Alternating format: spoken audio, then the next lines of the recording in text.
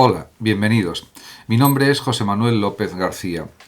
Interpretaciones fenomenológicas de la fenomenología del espíritu.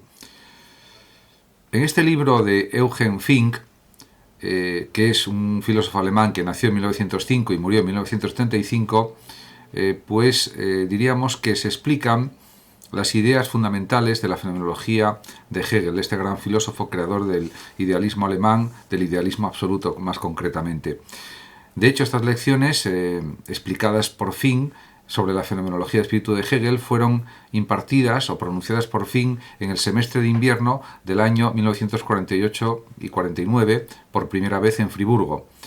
El libro de Fink es de una extensión de más de 400 páginas y también hay que reconocer que Fink era uno de los discípulos predilectos de Husserl, ya que fue uno de los encargados de ordenar los textos que constituirían el Husserl Archivo de la Universidad de Lovaina, en Bélgica.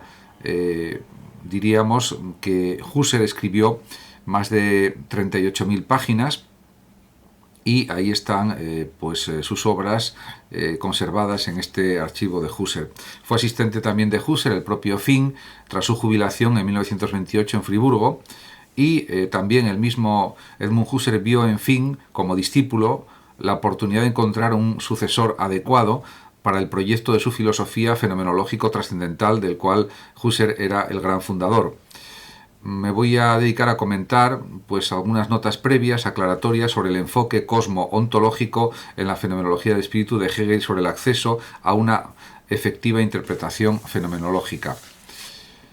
Ciertamente, en estas notas aclaratorias, el propio Fink da una serie de consideraciones más generales que luego en el desarrollo de la propia crítica y análisis de los aspectos principales de la fenomenología del propio Hegel, de su idealismo absoluto.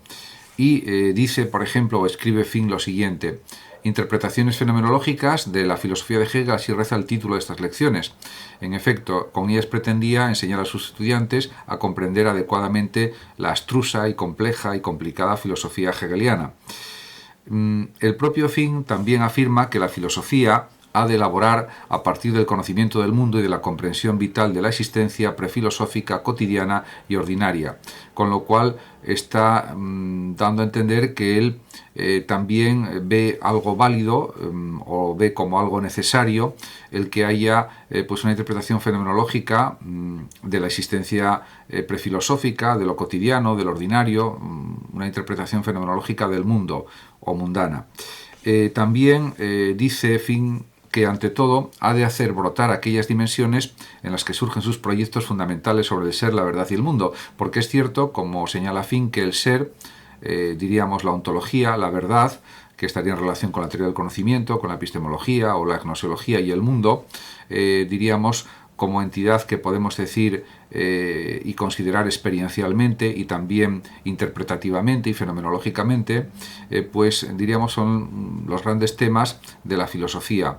El ser sería la ontología, la verdad sería el conocimiento, y el mundo podríamos decir que sería, en cierto sentido, también la metafísica, una especie de metafísica de alguna manera intramundana, podríamos decir también.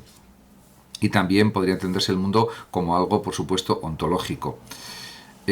También afirma Fink que surge así la impresión de que la filosofía, en cuanto a creación cultural, no se diferencia de una obra de arte o de un teorema científico, y en efecto, porque la propia técnica filosófica, la jerga filosófica, sobre todo la propia de la fenomenología, del idealismo y de otras corrientes filosóficas, el criticismo kantiano, por ejemplo, o el idealismo trascendental de Kant, realmente requieren un aprendizaje de unos términos muy técnicos, muy específicos, para poder entender las creaciones de los grandes filósofos a lo largo de la historia. De hecho, diríamos, Fink está a favor de unas investigaciones de tipo fenomenológico y de un método fenomenológico que se dedica a comprender lo que se puede decir que es la cosa misma. Y por eso afirma Fink que pasa mucho tiempo antes de que surja la pregunta de si la comprensión pensante del ser, en la que el mundo y las cosas son interpretadas, pueden quedar bajo las categorías producidas y utilizadas por dicha comprensión. aquí aparece la cuestión de que hay distintas formas de comprender lo que es el mundo, la realidad, las cosas, etc.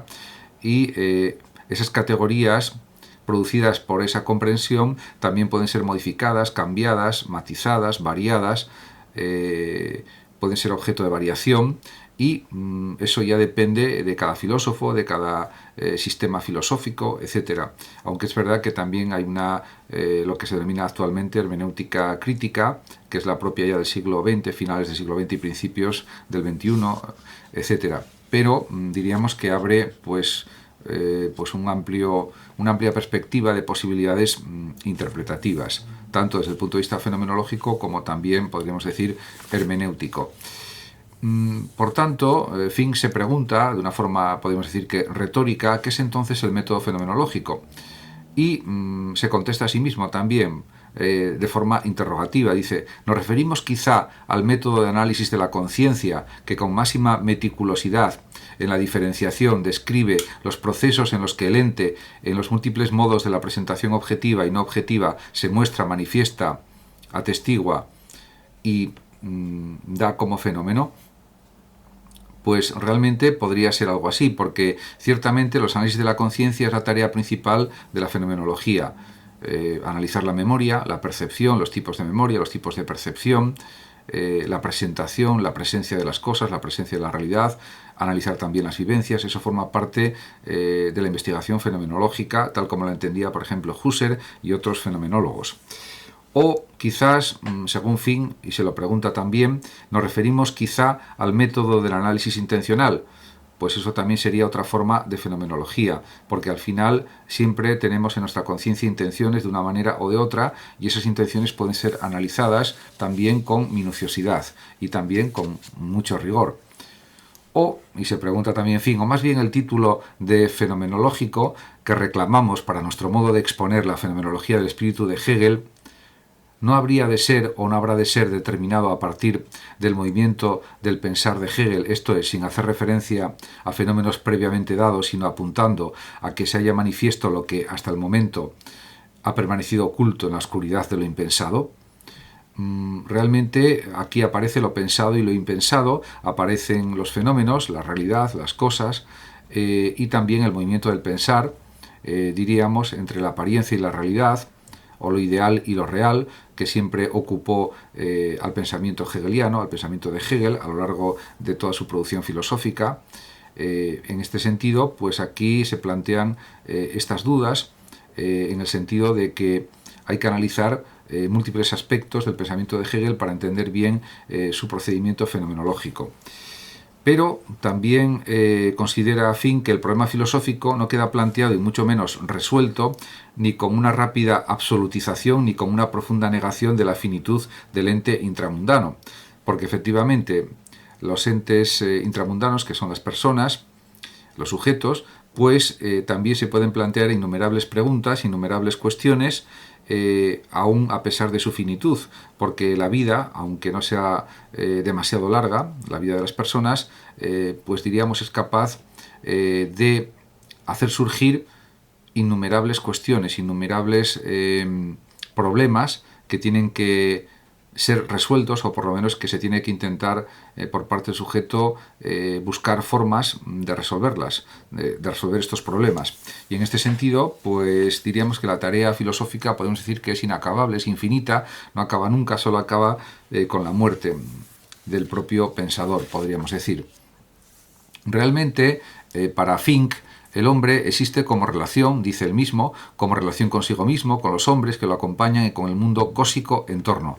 De ahí que la fenomenología también se puede aplicar, porque hay diferentes formas de fenomenología, diferentes escuelas fenomenológicas, podríamos decir, que han surgido a partir de Husserl, por supuesto.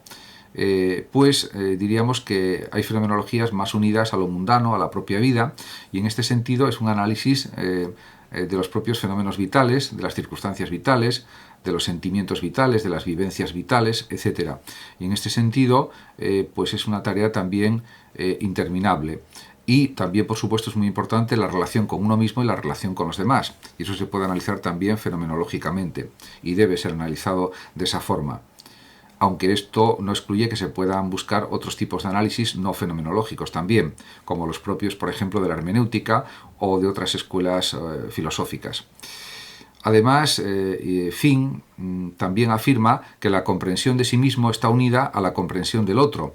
La persona trata consigo misma, con las personas que lo rodean y con las cosas que son meramente cosas.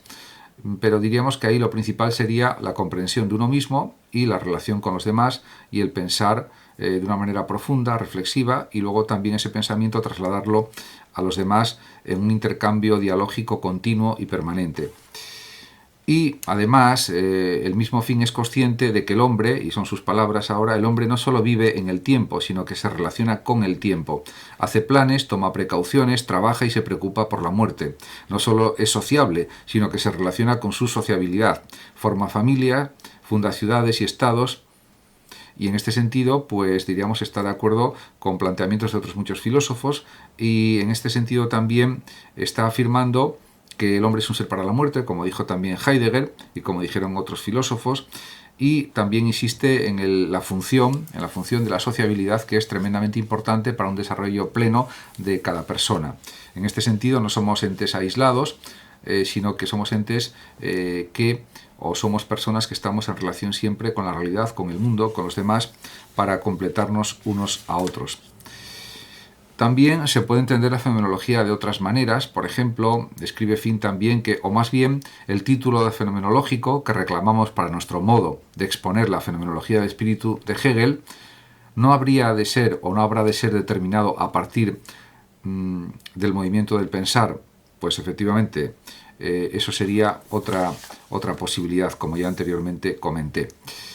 En definitiva, que este libro, del que he comentado solamente algunos fragmentos de la parte previa de la introducción, de las notas aclaratorias o notas previas al propio curso de Finn sobre la fenomenología del espíritu de Hegel, es un libro de una lectura muy recomendable y muy provechosa para el que quiera saber realmente lo que es la fenomenología del espíritu de Hegel. Muchas gracias a todos por su atención y hasta mi próximo vídeo. Saludos también a los oyentes de Radio Sofando de México, y por último decir que el que lo desee puede compartir este vídeo o simplemente suscribirse a mi canal. Muchas gracias y hasta siempre.